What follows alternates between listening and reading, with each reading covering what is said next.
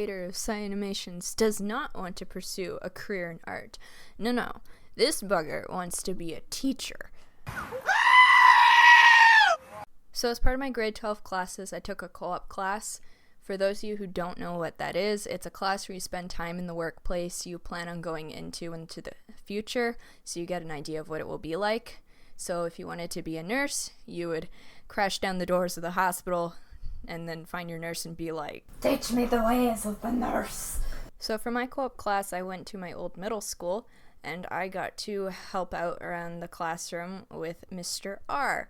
So Mr. R was my old art teacher, and fun fact about him, he's a huge Disney fanatic. His room is decorated with an abundance of Disney sketches from his friends who work at Disney, little models of characters, and so on. To put it simply, this man loves Disney.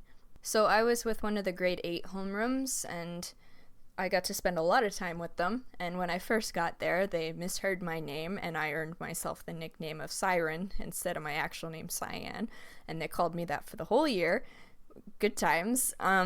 But yeah, the class was super cool. They're a little interesting, but they were super cool.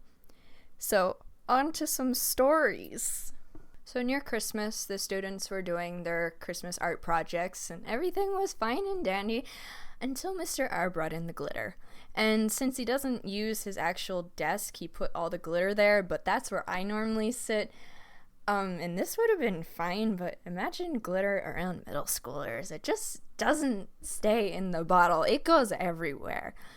I would get to the school just as it was time for lunchtime, and since I'm so popular and all, I had a small group of students who would sit around me just to talk, and the minute they spotted that glitter, they instantly wanted to fool around with it, which meant it was getting everywheres, and I kid you not, by the time lunch was done, I had a frickin' bottle of glitter on me, and I'm still trailing the glitter around to this day. It's ridiculous. And why didn't I tell them off, you ask? Well, because if you haven't noticed, I'm not exactly assertive, but I'm working on it. This next little story is the time I got to be a ninja. So, you know, with every class, there's always that one student who never follows the rules and, you know, spends more time in the office than actually in class. And so this one day, this was the rare occasion this kid was actually in class. So for the record of 5-minute class time, he has to go leave the classroom to go get something. And so Mr. R let him go, but deep down we all knew what was really gonna happen. So, cue Agent Cyan to the scene.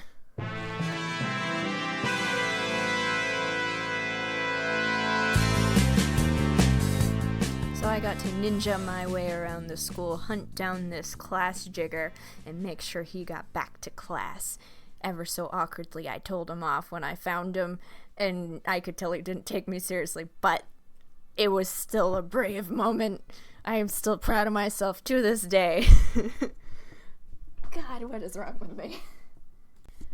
Another time, Mr. R and I were out on outside duty, and as usual, I had my small little following because I'm such a pleasure to be around.